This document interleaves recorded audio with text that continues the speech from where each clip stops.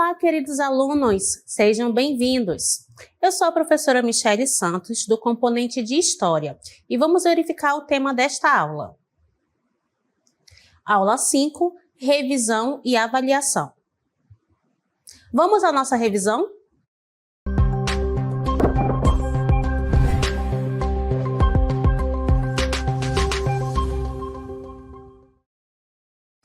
Olá, queridos! O tema desta aula é justamente a revisão e vamos falar sobre um pouquinho sobre o período pré-colonial no Brasil.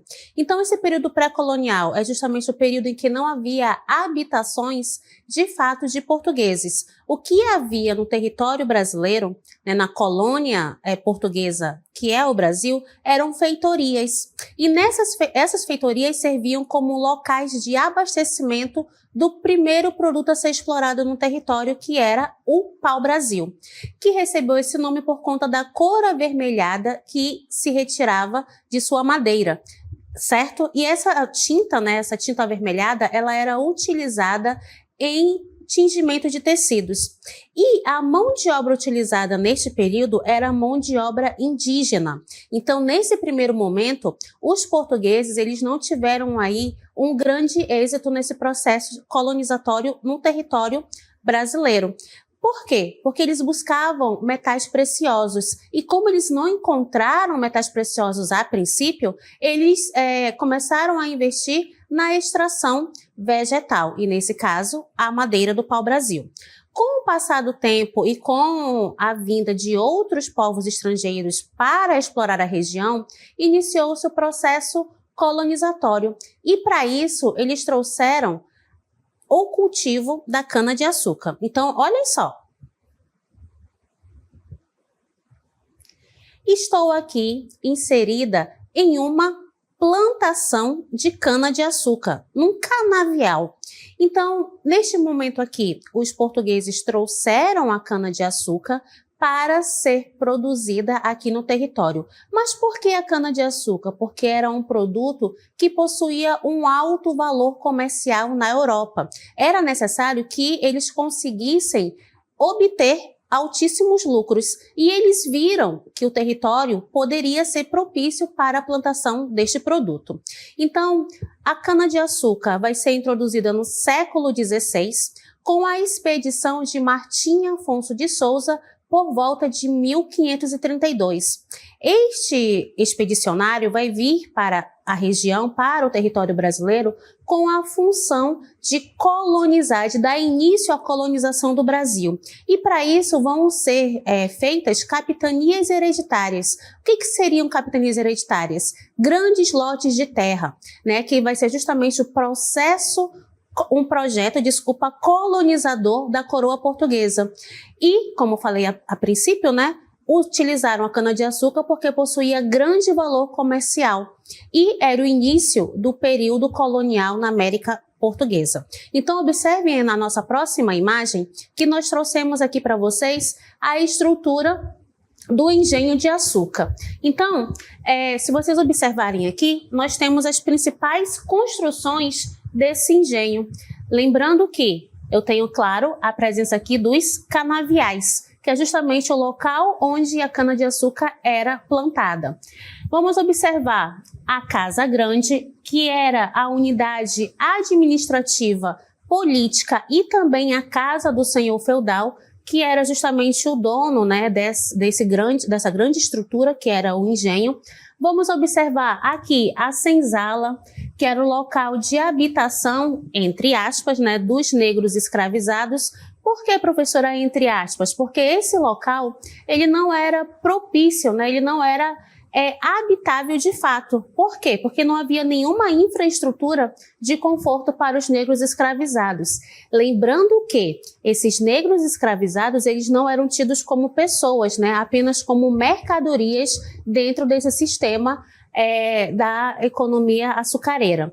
Vamos observar aqui a casa de purgar.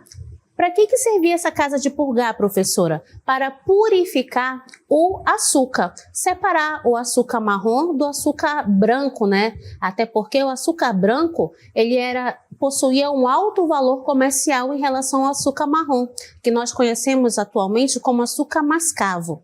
Vamos observar aqui a moenda, que servia justamente para servir de força motriz para fazer essa extração, né, do caldo da cana e poder torná-lo ali o açúcar. A caldeira, a fornalha também são estruturas desse engenho de açúcar. Observem aqui que eu tenho animais, né, de tração que vai servir justamente para transportar tanto a cana quanto a lenha. E também nós observamos aqui, ó, a capela. Lembrando que nesse sistema a presença da Igreja Católica ela era dominante. Então, em alguns engenhos de açúcar havia a presença dessa estrutura religiosa que nós conhecemos como capela. E também observamos aqui a roça de escravos, certo? Quando o escravizado ele possuía ali algum tempo, né, que era muito raro isso acontecer, eles acabavam ali produzindo algo para a sua própria alimentação. Mas isso não era uma regra dentro do sistema de economia açucareira, até porque esses negros escravizados, eles não possuíam tempo para poder fazer essas plantações em roça, ok? Então, vamos observar as características da produção açucareira na América Portuguesa. Então, começando, nós temos aí o sistema de produção, que é conhecido como plantation, que tem como características principais a monocultura. O que seria a monocultura? Seria a produção de um único gênero alimentício, né, de uma única cultura. E nesse caso é justamente a cana-de-açúcar. Vamos observar a presença do latifúndio. O que seria isso? Grandes extensões territoriais, grandes fazendas produzindo um único produto, que no caso, lembrando, cana-de-açúcar. A utilização da mão de obra escravizada, e neste momento nós temos aqui a vinda de negros africanos na condição de escravizado e uma produção voltada para o mercado externo. Ou seja, o açúcar aqui produzido, ele era levado para a Europa, para onde ele era comercializado, ok? Continuando, vamos observar, né, que essa produção ela era voltada para o mercado externo e, dentre as características desse sistema, nós vamos observar o pacto colonial. Observem só, quando se fala de pacto colonial, se fala de uma relação entre a colônia e a metrópole. Então, nesse sistema, nós vamos observar que tem algumas peculiaridades. Lembrando que o pacto colonial, ele faz parte do que nós chamamos do sistema aí mercantilista, que era a política econômica adotada durante esse período de colonização, nesse período aí do século XVI, que vai fomentar ali a economia da Europa. Então, uma das características desse pacto colonial é a exclusividade com a metrópole. O que isso quer dizer? A colônia, no caso aqui, o Brasil, que era chamada de América Portuguesa, só poderia comercializar com a sua metrópole, que era justamente Portugal. Nesse sistema também vamos observar um controle administrativo através da presença de capitanias hereditárias. O que eram essas capitanias? Eram grandes extensões de terras que eram entregues a um donatário. Esse donatário ele era responsável para tornar essas terras produtivas. Porém, contudo, todavia, ele tinha que fazer isso com o dinheiro do seu próprio bolso. Ele não recebeu ali investimentos da coroa portuguesa para tornar as terras da América Portuguesa produtiva. Vamos observar também a produção monocultora, ou seja, a produção de um único produto agrícola. Lembrando que neste período no Brasil, esse produto agrícola era o quê? A cana-de-açúcar. A utilização de mão de obra escravizada. E para isso vieram para o território negros africanos na condição de escravizado. Lembrando que eles vieram para cá contra a sua vontade, através ali do tráfico negreiro que foi bem presente durante esse período. E também o controle administrativo e fiscal, que era feito pela própria coroa portuguesa. Então, todos esses fatores, eles caracterizam justamente o pacto colonial, sempre prendendo a colônia à sua metrópole, certo? Vamos observar os impactos econômicos que essa estrutura vai trazer. Então, dentre os impactos econômicos, vamos ver o desenvolvimento das regiões Nordeste e Centro-Sul, investimento em estradas e portos para escoar a produção açucareira, concentração de renda e de terras nas mãos de grandes produtores, que são chamados de latifundiários, e também prejuízos econômicos aos pequenos agricultores e comunidades rurais. Esses são, os impactos econômicos dentro desse sistema. E para evidenciar melhor essa economia, vamos observar como é que estava organizada a sociedade da economia açucareira. E para isso nós trouxemos aqui o senhor de engenho, que ele representa justamente o topo dessa pirâmide, Quem eram esses senhores de engenho? Como vocês podem observar aqui do meu lado, Nós temos esse senhor com esse chapéu aí, com a cara assim um pouco amarrada, um pouco marrento, mas ele demonstra aí justamente o poder político dentro desse sistema, que era o proprietário das grandes plantações e engenhos de açúcar e viviam em grandes casas chamadas casas grandes e formavam justamente a elite política e econômica da época. Então, esse senhor de engenho, esse senhor distinto aqui do meu lado, ele vai justamente representar a elite, ou seja, aquelas pessoas que possuíam ali a maior concentração de renda. Abaixo do senhor de engenho, vamos observar os homens livres. Olhem só. Eram pequenos agricultores, comerciantes, artesãos e trabalhadores urbanos. Viviam em condições modestas e com pouca influência política ou econômica. Ou seja, eram aqueles que não eram, claro, escravizados, como o próprio nome está falando, homens livres, mas também não tinham ali influência política e nem econômica. Abaixo dos homens livres, nós temos os trabalhadores escravizados, que eram responsáveis pelo plantio, colheita e processamento da cana-de-açúcar. Suas vidas eram marcadas por longas jornadas de trabalho, péssimas condições de vida e alta taxa de mortalidade. Acredita-se que a expectativa do negro escravizado era em média de 35 a 40 anos na melhor das hipóteses. A maioria deles morriam antes desta data, ok? Antes desta idade, melhor dizendo.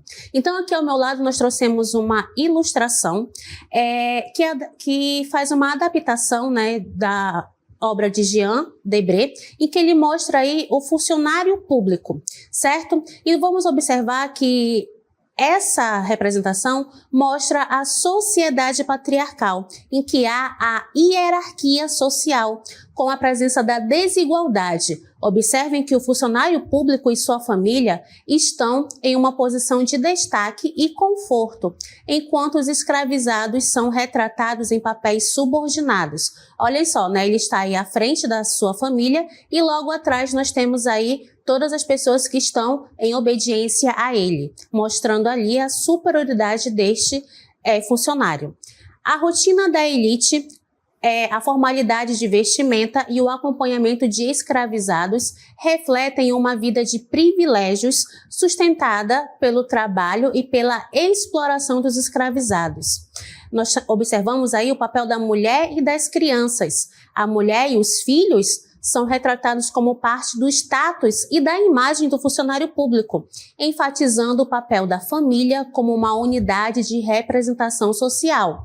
E também é uma crítica implícita à desigualdade e à dependência da escravidão. Então, logo após toda a família desse funcionário público, nós observamos aí a presença dos negros escravizados, ok?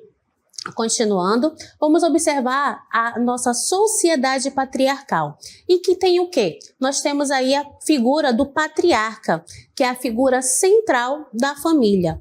O pai é o chefe da família e administrador de toda a extensão econômica e de toda a influência social que a família exerce. Então, quando se fala de sociedade patriarcal, coloquem na cabeça de vocês a figura do pai, certo? Esse pai vai ser o chefe da família e vai controlar toda a unidade familiar.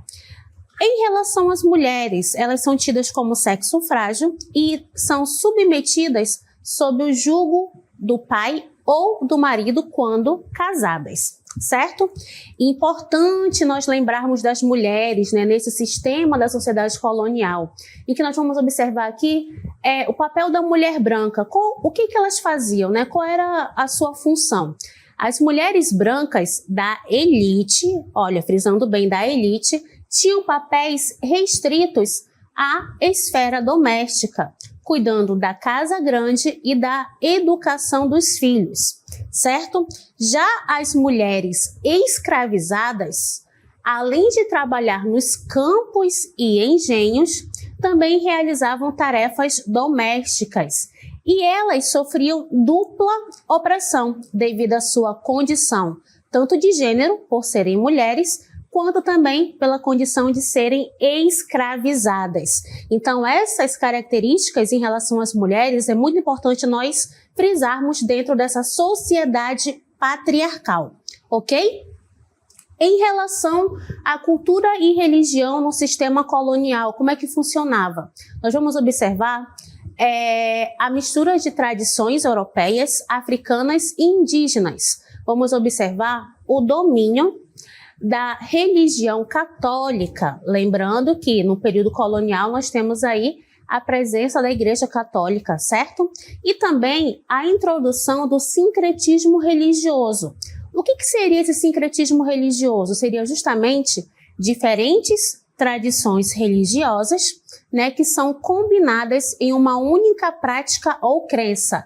É nesse contexto que a Igreja Católica vai dominar uma grande parte das sociedades ali dos negros escravizados, ok? Em relação, como eram as relações de poder e conflitos neste período, professora? Observem só, nós temos aí uma economia, temos aqui uma economia açucareira, era controlada pela coroa portuguesa. Vamos observar a cobrança de altos impostos, lembrando que a coroa portuguesa sempre vai querer manter os seus lucros, certo? Vamos observar também interesses da coroa portuguesa que vai conflitar com os interesses dos senhores de engenho. Lembrem que os senhores de engenho eram aquelas pessoas que vieram para o território da América Portuguesa na condição de tornar aquelas terras produtivas. E para isso eles usaram dinheiro próprio, não foram financiados pelo governo da coroa portuguesa. E aí, quando a coroa portuguesa aumenta esses impostos, os senhores de engenho vão querer fazer o quê? Vão querer recuar e querer defender seus interesses nas áreas em que eles estavam ali dominando. Vamos observar também a questão da resistência à escravidão. Através de quê, professora? Através da formação de quilombos. Mas, professora, o que eram quilombos? Eram justamente locais para onde os negros escravizados fugiam para poder ter ali uma melhor condição de vida, visto que eles viviam em condições subhumanas dentro desses engenhos, sofrendo ali violência física, mental, e também eram colocados em condições ali de trabalho extremo, ok? Continuando, vamos observar. Tensões sociais e econômicas eram refletidas em revoltas e insurreições. Vamos observar também a influência internacional, em que haverá concorrência de outras colônias açucareiras e mudanças nos mercados internacionais, que vão influenciar diretamente a economia e a sociedade no Brasil. Ok? E, por fim, a desigualdade social, que vai estar enraizada nessa estrutura social rígida, com a dependência do trabalho escravizado.